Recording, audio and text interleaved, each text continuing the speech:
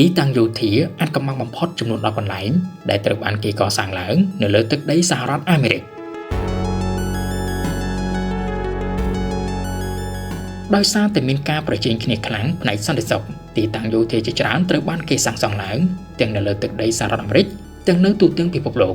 ទីតាំងយោធាមួយចំនួនធំត្រូវបានគេស្គាល់ប៉ុន្តែក៏មានមួយចំនួនទៀតសុទ្ធតែជាទីកន្លែងដែលត្រូវបានគេកសាងឡើងយ៉ាងអាថ៌កំបាំងជាទីបំផុតការដែលគេមិនព្រមបើកទន្លេអំពីទីតាំងយោធាទាំងអស់នោះជាសាធារណៈក៏ដោយសារតែសកម្មភាពមួយចំនួនដែលត្រូវបានធ្វើឡើងនៅក្នុងទីតាំងទាំងអស់នោះគឺជាសកម្មភាពដែលមនុស្សខាងក្រៅមិនគួរដឹងឬក៏កាលណាវាបែកធ្លាយចេញទៅក្រៅហើយវានឹងប៉ះពាល់ទៅដល់សន្តិសុខរបស់ជាតិឬក៏ធ្វើឲ្យពិភពលោកមានភាពជ្រួលច្របល់ទោះបីជាមានទីតាំងយោធាអាថ៌កំបាំងជាច្រើននៅជុំវិញពិភពលោកប៉ុន្តែនៅក្នុងវីដេអូនេះយើងនឹងជជែកគ្នាតែអំពីទីតាំងយោធាអាថ៌កំបាំងចំនួន10ដែលត្រូវបានគេសាងសង់ឡើងនៅលើទឹកដីអាមេរិកតែប៉ុណ្ណោះសូមអញ្ជើញលោកអ្នកទស្សនាជាបន្តថាតើទីតាំងយោធាណាខ្លះដែលត្រូវបានគេទុកថាជាទីតាំងយោធាដែលអាថ៌កំបាំងតើរឿងអាថ៌កំបាំងនៅក្នុងទីតាំងយោធាទាំងអស់នោះមានអ្វីខ្លះសូមអញ្ជើញទស្សនាជាបន្ត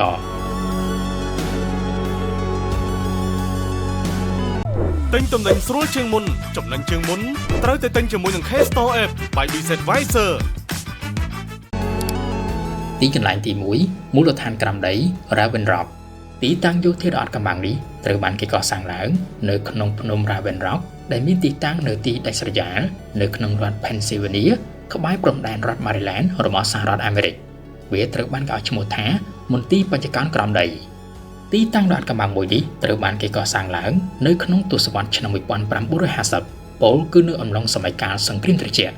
វាត្រូវបានគេកសាងនៅក្នុងគោលបំណងធ្វើជាទីកន្លែងជំនួសមន្ទីរបញ្ញកោណពិតប្រាកដរបស់អាមេរិកនៅក្នុងករណីមានគ្រាអាសន្នណាមួយឬក៏មន្ទីរបញ្ញកោណទទួលរងនូវការវាយប្រហារឲ្យខ្ទេចខ្ទីយ៉ាងធ្ងន់ធ្ងរចាប់តាំងពីត្រូវបានគេកសាងនៅក្នុងទសវត្សរ៍ឆ្នាំ1950មកទីកន្លែងនេះធ្លាប់ត្រូវបានគេប្រើតែម្ដងគត់គឺនៅក្នុងការវាយប្រហារអំពើវិរវកម្មនៅអាមេរិក11កញ្ញាឆ្នាំ2001ហើយអ្នកដែលបានចូលទៅកាន់ទីកន្លែងនេះគឺលោក Dick Cheney ដែលជាមន្ត្រីដ៏សំខាន់របស់សហរដ្ឋអាមេរិកដែលគាត់បានភៀសខ្លួនចូលទៅលាក់ខ្លួននៅក្នុងទីកន្លែងនេះនៅក្នុងមូលដ្ឋាននេះមានអ្វីៗជាច្រើនដែលអនុញ្ញាតឲ្យមនុស្សរស់នៅបានក្នុងរយៈពេលវែងដូចជារោងចក្រផលិតថាមពលអគ្គិសនី reservoir ស្តុកទឹកហើយនិងចំណីអាហារតាមពាក្យចចាមរាមមួយចំនួននៅក្នុងនេះមានផ្ទះដល់ទៅរាប់រយខ្នងដែលអនុញ្ញាតឲ្យមនុស្សរាប់ពាន់នាក់អាចរស់នៅបាននៅក្នុងករណីមានគ្រាអាសន្នណាមួយមានព័ត៌មានខ្លះទៀតលើកឡើងថានៅក្នុងមូលដ្ឋានមួយនេះជាទីធ្លាដ៏ធំមួយប្រៀបដូចជាទីក្រុងដែលមាននាយកដ្ឋានដោយផ្ទាល់របស់ខ្លួនដូចជាសុខាភិបាលពន្លត់អគ្គិភ័យហើយនិងប៉ូលីសត្រួតពិនិត្យជាដើមយ៉ាងណាក៏ដោយមនុស្សភាគច្រើនមិនបានដឹងទេថាតើមានអ្វីពិតប្រាកដខ្លះនៅក្នុងមូលដ្ឋានមួយនេះ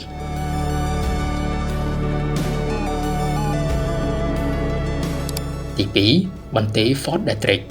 ទីតាំងនេះត្រូវបានគេកសាងឡើងនៅក្នុងរដ្ឋ Maryland សហរដ្ឋអាមេរិកនៅក្នុងពេលបច្ចុប្បន្នវាគឺជាទីកន្លែងបម្រើការឲ្យកងទ័ពជើងគោករបស់អាមេរិកប្រើការសម្រាប់ការស្រាវជ្រាវផ្នែកជីវសាស្ត្រហើយនៅទីកន្លែងនេះមានអគារជាង600អគារលាតសន្ធឹងនៅលើផ្ទៃដី5261ហិកតា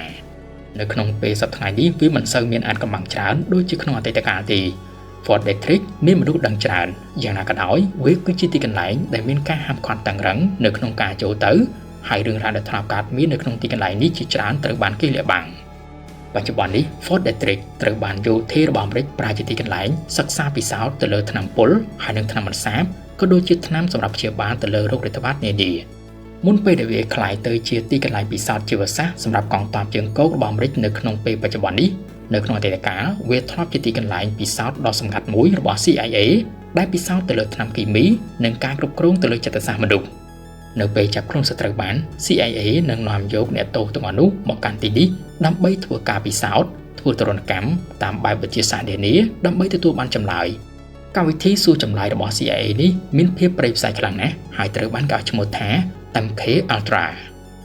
នៅក្នុងក្របខ័ណ្ឌកម្មវិធីមួយនេះរបស់ CIA នៅវិទ្យាសាស្ត្រជាពិសេសនោះគឺខាងគីមីវិទ្យាជាច្រើនរូបត្រូវបានគេបញ្ជូនទៅកាន់ទីនេះ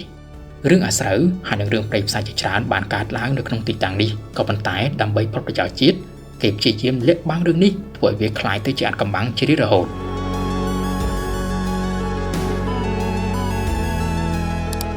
ទី3មូលដ្ឋានកងទ័ពជើងអាកាស Wright-Patterson មូលដ្ឋានយោធាមួយនេះមានទីតាំងនៅក្នុងទីក្រុង Dayton រដ្ឋ Ohio ហើយត្រូវបានគេបែងចែកចេញជាពីរតំបន់គេឲ្យឈ្មោះថាតំបន់ A ហើយនិងតំបន់ B តំបន់ទាំងពីរនេះត្រូវបានពុះចែកដោយពីគ្នាតាមរយៈផ្លូវរថភ្លើងហើយនិងផ្លូវជាតិតំបន់ A ធំជាងតំបន់ B នៅក្នុងតំបន់ A មានផ្លូវរថឡើងរបស់យន្តហោះការិយាល័យហើយនិងរោងចក្រឧស្សាហកម្មជាច្រើនចំណែកឯតំបន់ B វិញមានទំហំតូចជាងតំបន់ A ប្រហែលជាពេលកណ្ដាលហើយពេលច្រើននោះគឺជាការិយាល័យសម្រាប់ធ្វើការសិក្សាស្រាវជ្រាវមានពាក្យចចាមអារ៉ាមជាច្រើននិយាយអំពីទីកន្លែងមួយនេះដោយខ្លះនោះថាវាគឺជាទីកន្លែងដ៏សម្ងាត់សិក្សាពិសោធន៍ទៅលើជីវិតក្រៅភពមនុស្សមួយចំនួនជឿថាកំទីយាន UFO ជាច្រើនត្រូវបានគេយកទៅរក្សាទុកនៅទីនេះសូម្បីតែសាកសពរបស់ជីវិតក្រៅភពក៏ត្រូវបានគេយកទៅសិក្សាពិសោធន៍នៅក្នុងមូលដ្ឋានតបអាកាស Wright-Patterson នេះផងដែរនៅមិនតាន់អត់ទេមានគេជឿថានៅខាងក្រោមតំបន់មួយនេះសុទ្ធតែជាផ្លូវក្រោមដីដែលឆ្ពោះទៅរកអាគារចម្លែកជាច្រើនយ៉ាងណាក៏ដោយរដ្ឋាភិបាលរបស់អាមេរិកបានបដិសេធនៅពាក្យចចាមអារ៉ាមគួរដូចជាជំនឿផ្ដេសផ្ដាសទាំងអស់នេះ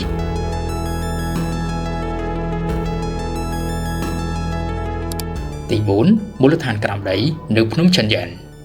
មូលដ្ឋានយោធានៅក្រោមដីមួយនេះត្រូវបានគេឲ្យឈ្មោះថា Chang'an Mountain Complex វាត្រូវបានគេសាងសង់ឡើងនៅក្នុងទីក្រុង Colorado Springs នៅក្នុងរដ្ឋ Colorado សហរដ្ឋអាមេរិកមូលដ្ឋានយោធានេះគឺជាកន្លែងរបស់កងទ័ពអវកាសសហរដ្ឋអាមេរិកហើយត្រូវបានគេកសាងរបាំងការពារយ៉ាងរឹងមាំបំផុតមូលដ្ឋាននេះត្រូវបានគេកសាងចូលទៅក្នុងភ្នំជម្រៅ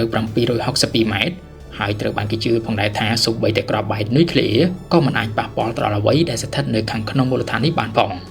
មូលដ្ឋាននេះត្រូវបានបិទដោយទ្វារដែលមានទម្ងន់25តោនហើយមានបុគ្គលិកយោធាបម្រើការនៅក្នុងនោះនៅពេលដែលមានគ្រាអាសន្នកើតឡើងតើនៅក្នុងមូលដ្ឋាននេះមានអ្វីខ្លះគ្មាននរណាម្នាក់អាចបញ្ជាក់បានត្រឹមត្រូវនោះទេគេគ្រាន់តែដឹងថាមានអគារមួយដែលមានកម្ពស់15ជាន់តភ្ជាប់រួមក្រោមដីឆ្ពោះទៅកាន់មូលដ្ឋាននេះនៅខាងក្នុងមានប្រព័ន្ធផ្គត់ផ្គង់ទឹករោងចក្រផលិតថាមពលអគ្គិសនីម៉ាស៊ីនកម្ដៅម៉ាស៊ីនត្រជាក់និងប្រព័ន្ធសម្រាប់ប្រឆាំងជាមួយនឹងបន្ទុកថាមពលនុយក្លេអ៊ែរក្រៅតែពីមានឈ្មោះថាជាទីកន្លែងដ៏មានសុវត្ថិភាពបំផុតមួយនៅក្នុងពិភពលោកវាក៏ចោទឈ្មោះផងដែរថាជាទីកន្លែងដ៏អាថ៌កំបាំងបំផុតទី5តំបន់6ធ្លាប់តែលើតំបន់52ប៉ុន្តែប្រហែលជាមានមនុស្សមិនច្រើនទេដែលបានដឹងឮអំពីតំបន់6នៅក្នុងឆ្នាំ2016រូបភាពដ៏ចម្លែកដែលបានមកពី Google Earth ត្រូវបានគេទម្លាយវាគឺជារូបភាពសំណង់ដ៏វិញ្ញាឡាយមានចម្ងាយប្រហែលជា1គីឡូម៉ែត្រត្រូវបានគេថតនៅលើវាលខ្សាច់នៃរដ្ឋ Nevada តំបន់6ដែលជាតំបន់ដ៏ចម្លែកនេះក៏ស្ថិតនៅមិនឆ្ងាយប៉ុន្មានពីតំបន់ដ៏អាថ៌កំបាំងមួយទៀតមានឈ្មោះថាតំបន់51និយាយទៅតំបន់អាថ៌កំបាំង6នេះស្ថិតនៅភាគឦសាននៃតំបន់51ត្រឹមតែ 19.3 គីឡូម៉ែត្រតែប៉ុណ្ណោះតំបន់6ឬក៏ Area 6នេះមានឈ្មោះជាផ្លូវការថាទីតាំងសន្តិសុខជាតិ Nevada National Security Site ទីតាំងនេះធ្លាប់ត្រូវបានយោធារបស់អាមេរិកសាកល្បងអាវុធនុយក្លេអ៊ែរចំនួន4លើកហើយមានការបំផ្ទុះចំនួន6ដងទីកន្លែងនេះត្រូវបានអាមេរិកកសាងឡើងតាំងពីសម័យសង្គ្រាមត្រជាក់ពលគឺនៅទសវត្សរ៍ឆ្នាំ1950ទីកន្លែងនេះត្រូវបានគេជឿថាយោធារបស់អាមេរិកប្រើការសម្រាប់ស្រាវជ្រាវនិងអភិវឌ្ឍនៅអាវុធសម្ងាត់ទំនើបជាពិសេសនោះគឺយានគ្មានមនុស្សបញ្ជាបើគេធ្វើការពិនិត្យមើលផ្លូវរថឡើងដែលមានចម្ងាយជាង1គីឡូម៉ែត្រនេះវាហាក់ដូចជាមិនមែនប្រើការសម្រាប់យន្តហោះបញ្ជាដោយមនុស្សទេប៉ុន្តែសម្រាប់យន្តហោះដ្រូនគេជឿថាទីកន្លែងនេះនឹងក្លាយទៅជាមណ្ឌលដ៏សំខាន់នៅក្នុងការស្រាវជ្រាវនិងអភិវឌ្ឍយន្តហោះសម្រាប់ធ្វើសង្គ្រាមនៅក្នុងពេលអនាគត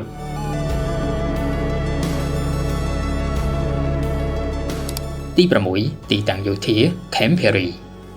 ទីកន្លែងនេះគឺជាមូលដ្ឋានយោធារបស់អាមេរិកដែលមានទំហំផ្ទៃដី 3,542 ហិកតាដែលមានទីតាំងនៅក្នុងរដ្ឋ Virginia ត្រូវបានប្រើការជាមជ្ឈមណ្ឌលហ្វឹកហ្វឺនសមាជិករបស់ CIA ជាសម្ងាត់ជាទូទៅទីកន្លែងនេះគេមិនហៅវាថាជាមូលដ្ឋានយោធា Camp Peary ទេគេហៅវាថា The Farm ឬក៏កសិដ្ឋានផលិតមនុស្សដ៏សម្ងាត់នេះតែងតែបង្កើតបាននូវសមាជិក CIA ដែលមានសមត្ថភាពខ្ពស់ដូចជាការបាញ់កាំភ្លើងការលោតឆាត់យងការធ្វើសមាធិនិងការប្រើប្រាស់អាវុធផ្សេងៗជាច្រើនទៀតបើទោះបីជា The Farm ឬក៏កសិដ្ឋានគឺជាឈ្មោះដែលគេបានស្គាល់ច្រើនក៏ប៉ុន្តែរដ្ឋាភិបាលអាមេរិកមិនទទួលស្គាល់ថាទីកន្លែងនេះគឺជាមជ្ឈមណ្ឌលរបស់រដ្ឋឬក៏សម្រាប់ហ្វឹកហ្វឺនសមាជិករបស់ CIA ទេយ៉ាងណាក៏ដោយគេដឹងថាសមាជិក CIA តែងតែចំណាយពេលវេលានៅក្នុងកសិដ្ឋានមួយនេះនៅក្នុងការហ្វឹកហ្វឺនជំនាញរបស់ពួកគេអាចមានចំនួនដល់ទៅរាប់ខែក្រៅពីការប្រើប្រាស់អាវុធសមាជិក CIA ដែលបណ្ដុះបណ្ដាលនៅក្នុងទីនេះរៀនជំនាញផងដែរការបញ្ជូនសារសម្ងាត់ព ពីប្រទេសមួយទៅប្រទេសមួយនិងការជ្រៀតជ្រែកចូលកិច្ចការផ្ទៃក្នុងរបស់ប្រទេសផ្សេង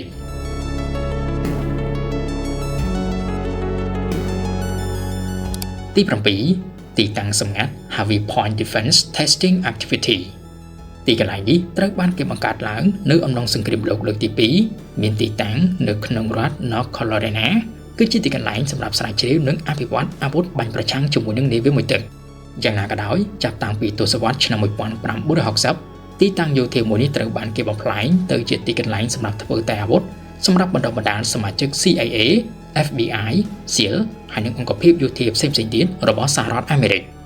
គឺនៅក្នុងទីកន្លែងនេះហើយដែលអាមេរិកបានបង្កើតភូមិគ្រឹះសព្វនិមិត្តដែលដូចគ្នាជាមួយនឹងភូមិគ្រឹះប្រកាសរបស់អូសាម៉ាប៊ីនឡាដិនមុនពេលដែលកងទ័ពជើងទឹកស៊ីលរបស់អាមេរិកបានការវាយប្រហារចូលទៅកាន់ទីតាំងរបស់អូសាម៉ាប៊ីនឡាដិនទោះបីជាគេមិនសូវដឹងច្រើនអំពីសកម្មភាពដែលកើតឡើងនៅក្នុងទីតាំងយោធាមួយនេះប៉ុន្តែយ៉ាងហោចណាស់មួយគឺជាកន្លែងពិសេសមួយដែលយោធារបស់អាមេរិកជាពិសេសទីភ្នាក់ងារសម្ងាត់ CIA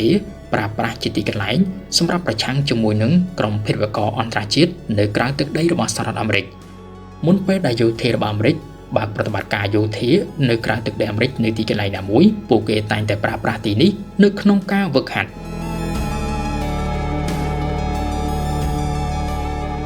ទី8មូលដ្ឋាន Dewey Proving Ground វាគឺជាទីកន្លែងដ៏សម្ងាត់មួយទៀតពាក់ព័ន្ធជាមួយនឹងសកម្មភាពយោធារបស់សហរដ្ឋអាមេរិកដែលត្រូវបានគេសាងសង់ឡើងនៅក្នុងរដ្ឋ Utah យោងតាមរបាយការណ៍មួយចំនួនទីតាំងមួយនេះត្រូវបានគេប្រើការសម្រាប់ការសិក្សាពិសោធន៍បង្កើតអាវុធគីមីនិងអាវុធជីវសាស្ត្រដែលមានគ្រោះថ្នាក់បំផុតជាកម្មសិទ្ធិរបស់កងទ័ពជើងគោកសហរដ្ឋអាមេរិកវាត្រូវបានគេកសាងឡើងមានចម្ងាយ137គីឡូម៉ែត្រភាគពាយព្យនៃទីក្រុង Salt Lake Cityត្រូវបានកសាងនៅលើវាលខ្សាច់នៃរដ្ឋ Utah មានទំហំផ្ទៃដី3243គីឡូម៉ែត្រការ៉េពលគឺមានទំហំប៉ុនជាមួយនឹងកោះរ៉ូតរឿងនៃគោះភ្ញាក់ផ្អើលមួយបានកើតឡើងនៅក្នុងឆ្នាំ1968គឺគេបានរកឃើញសត្វចៀមចំនួនដល់ទៅជាង6000ក្បាលបានស្លាប់យ៉ាងអាថ៌កំបាំងមិនដឹងមូលហេតុមានចម្ងាយប្រហែលជា48គីឡូម៉ែត្រពីទីតាំងមួយនេះ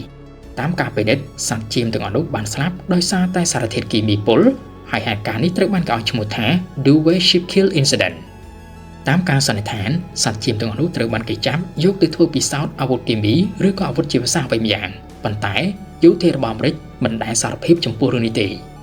ក្រៅតែពីពាក្យប៉ុនជាមួយនឹងអាវុធគីមីហើយនិងអាវុធជីវសាស្ត្រនៅទីកន្លែងនេះក៏ធ្លាប់មានពាក្យចចាមរាមពាក្យប៉ុនជាមួយនឹងការសិក្សាពិសោធន៍ទៅលើជីវិតក្រៅភពហើយនិងយាន UFO ផងដែរ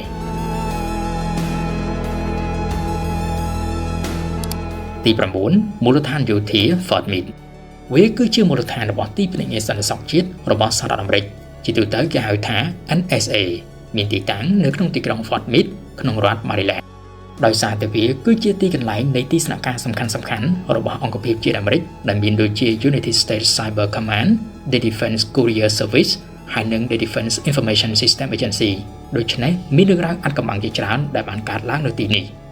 នៅអំឡុងទសវត្សរ៍ឆ្នាំ1970អ្នកវិទ្យាសាស្ត្ររបស់អាមេរិកបានប្រើប្រាស់ទីកន្លែងមួយនេះដើម្បីធ្វើការសិក្សាពិសោធន៍នៅក្នុងការបញ្ជូនសាររវាងមនុស្សម្នាក់ទៅមនុស្សម្នាក់ទៀតតាមរយៈផ្លូវចិត្តទោះបីជាការសិក្សាស្រាវជ្រាវនេះត្រូវបានគេចំណាយលុយនិងចំណាយពេលវេលាច្រើនក៏ប៉ុន្តែទីបំផុតទៅគឺមិនទទួលបានជោគជ័យទេទីស្នាក់ការទាំងឡាយនៅក្នុងមូលដ្ឋាន NSA នេះប្រមូលផ្ដុំទៅដោយអគារទំនើបនិងរឹងមាំក៏ប៉ុន្តែមានការហាមឃាត់តឹងរ៉ឹងបំផុតនៅក្នុងការចូលទៅមនុស្សទាំងឡាយដែលធ្វើការនៅក្នុងទីតាំងនេះសុទ្ធតែជាមនុស្សចេះដឹងមានជំនាញមានសមត្ថភាពខ្ពស់ជាពិសេសទៅលើការរក្សាទុកវិយតម្លៃហើយនិងប្រើប្រាស់ព័ត៌មានជាសកលដែលប្រមូលបាន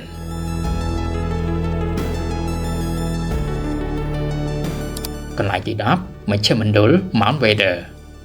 ទីកន្លែងដ៏អាថ៌កំបាំងនេះមានឈ្មោះពេញថា The Mount Weather Emergency Operation Center ត្រូវបានគេសាងសង់ឡើងនៅក្នុងរដ្ឋ Virginiaនៅក្នុងទីកន្លែងនេះមានមជ្ឈមណ្ឌលដ៏សំខាន់មួយទៀតរបស់អាមេរិកមានឈ្មោះថា National Emergency Coordinating Center ទីតាំងនេះត្រូវបានគេកសាងឡើងយ៉ាងរឹងមាំធ្វើជាទីកន្លែងលាក់ខ្លួនរបស់មនុស្សសំខាន់កំពូលរបស់អាមេរិកដែលមានដូចជាប្រធានាធិបតីជាដើមនៅពេលដែលមានគ្រោះអាសន្នបន្តណាមួយកើតឡើងទីកន្លែងនេះត្រូវបានហុំព័ទ្ធដោយជញ្ជាំងថ្មកម្ពស់ប្រហែលជា3ម៉ែត្រនិងមានបណ្ដាលូកស្អេកស្កះនៅពីលើនៅពេលដែលមាននរណាម្នាក់ទៅក្បែររបងនេះនឹងត្រូវបានបណ្ដឹងចេញដោយកងសន្តិសុខ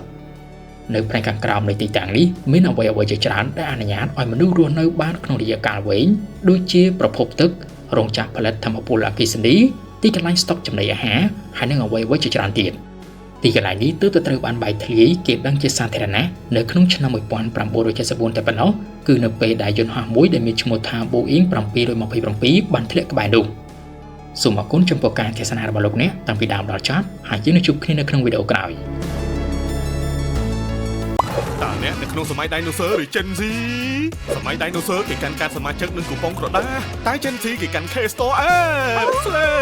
មាន K-Store App និងមានកាតសមាជិកនិងគូប៉ុងរាប់ពាន់ហាននៅក្នុងដៃរបស់អ្នក Shop Smart Shop with K-Store